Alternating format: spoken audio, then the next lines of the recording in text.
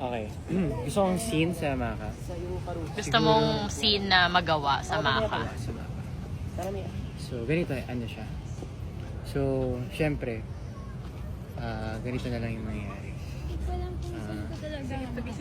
Pinag-iisipan ko lang. Piniplay ko lang sa utak. Okay. Kunwari director ako. Yung shot. Okay, so ito yung shot. Ano to?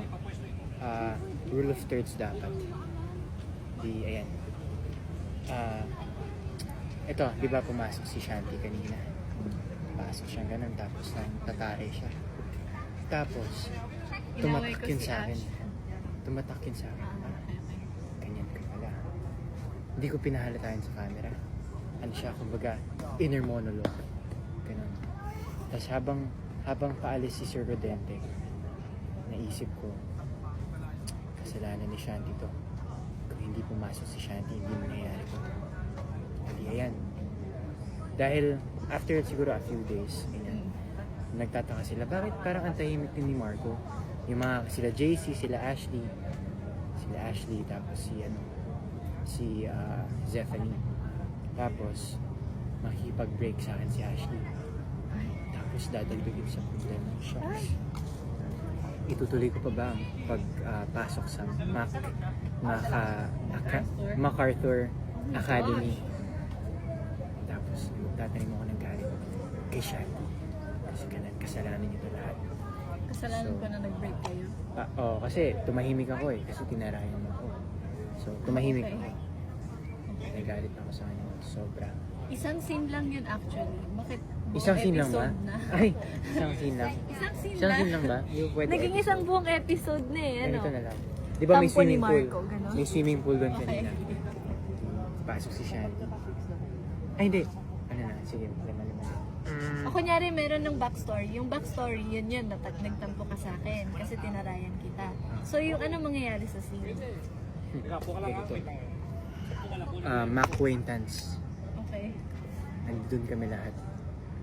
Sila, nagsasaya sila. Ako nakaupo lang ako doon. Kumakain lang. Uminom lang ng drinks. Tapos, since, ayan, nag-enjoy sila. Tawagin ako ni Ashley. Sabi, tawag ba? Sige, sasali ako sa kanila. Tapos makikita ko si Shanti.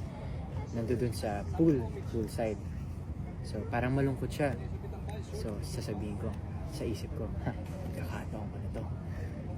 Lalapit ako kay Shanti. Tapos itutulak ko siya sa pool. Pagkatulak ko sa kanya sa pool, Hihirahin kita. aalis ako, malulunod siya. Ay, Tapos ganito yun ha. Ano yun? Mystery yun. Ako talagang killer, pero mystery kasi killer! sabay kaming... Papatayin mo pala ako sa Oo. eksena.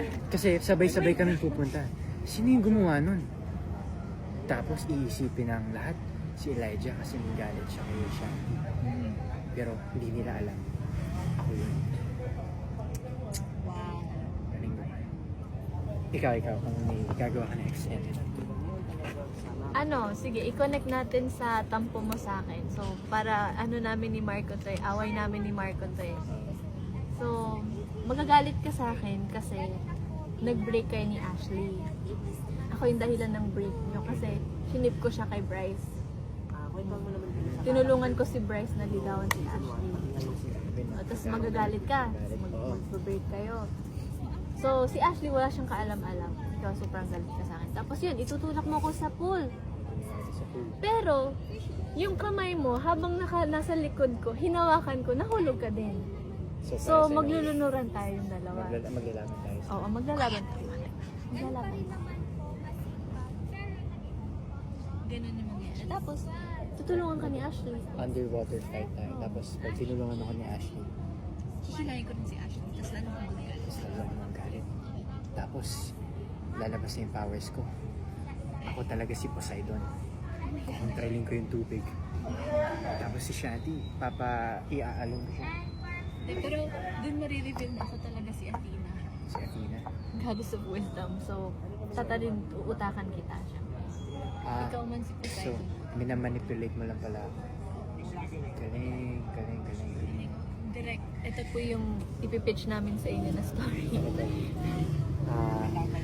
Ano to? Spin-off to ng Sangre. Iba din yung gods show. mo.